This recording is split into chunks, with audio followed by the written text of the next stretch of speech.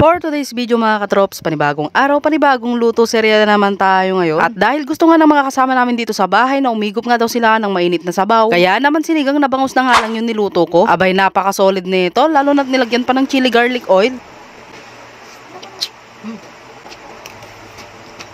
So ayun mga katrops, bali na i-prepare ko na nga pala lahat yung mga sangkap na gagamitin ko. Nakapag-gayat na ako dito ng sibuyas, luya, kamatis at itong red bell pepper. Nahiwa at nahugasan ko na nga rin itong bangus. At dahil okay na nga lahat yung mga sangkap, kaya naman tara simulan na nga nating magluto mga katrops. Bale, nagsalang nga lang ako dito ng tubig at inantay ko nga lang itong kumulo bago ko nga ilagay itong mga ricado na pang sinigang. Tulad nitong sibuyas, luya at kamatis. At ayan, tatakpan lang natin ito at antayin nga lang nating kumulo. At dahil kulong-kulo na nga ito, kaya naman pwede na nga nating ilagay dito yung isdang bangus. Siguradong napakalasa ng sabaw nito dahil tignan nyo naman yung bangus mga katrops, so ang kakapal ng taba. Bale, titimplahan ko nga lang ito ng mga pampalasa tulad nitong patis, pinong paminta, asin at kaunting magic sarap. Tsaka lang natin ito halo-haluin ng dahan-dahan mga katrops para nga mahalo yung mga nilagay nating mga pampalasa. At tatakpan nga lang ulit natin at aantayin nga lang natin ulit kumulo. At this point ay lalagay ko na nga rin dito yung mga nahiwang red bell pepper, tapos titimplahan ko na nga ito ng sinigang mix. Bale, hindi ko na nga pala ito inilahat dahil kakaunti nga lang naman itong isinabaw ko. Abay, mahirap na, baka kapag nasobrahan ko nga sa paglalagay ng sinigang mix ay mas lalo nga itong umasim at hindi na makain. Kaya naman patansya-tansya na nga lang ako sa mga paglalagay ng mga pampalasa. Gaya neto, dahil nakulangan nga ako sa alat, kaya naman nagdagdag na nga ako dito ng asin. Ayan, shoutout nga pala muna sa ating katrops na si Maki Valerio from Malabon City.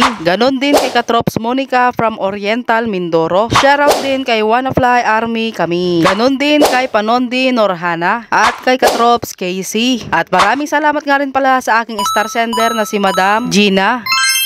At gusto ko nga rin po palang magpasalamat sa mga katrops natin dyan na laging nagla-like, comment and share sa aking mga video na ina-upload. Maraming salamat na thank you sa inyo mga katrops. Ingat kayo palagi. So ayun, kung gusto mo nga rin may shoutout sa aking next vlog ay lagi nga lang kayo mag-like, comment and share sa aking mga video na ina-upload. At kung umabot ka nga rin sa part ng video na to ay pa-comment naman dyan sa baba kung taga saan ka at kung anong oras mo nga ito napanood para naman alam ko kung hanggang saan nakarating itong aking vlog. So ayun mga katrops, ayan, tara, tikman na natin itong ating nilutong sinigang na bangus. Yan o, meron pang chili garlic oil o.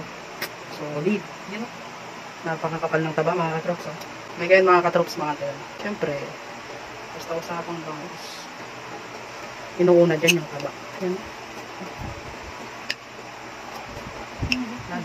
First bite.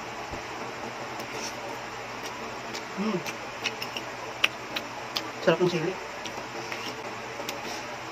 Taba mga katrops. Pala.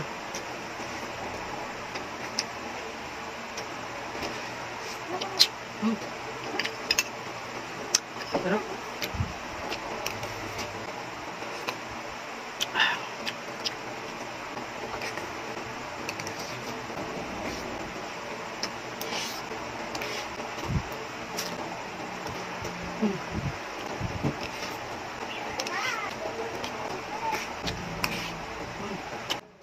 So, paano ba yan mga katrops? Hanggang dito na lang itong aking vlog. Huwag nyo na rin po palang kalimutang i-like and share itong aking video. Maraming salamat sa panonood. Bye-bye!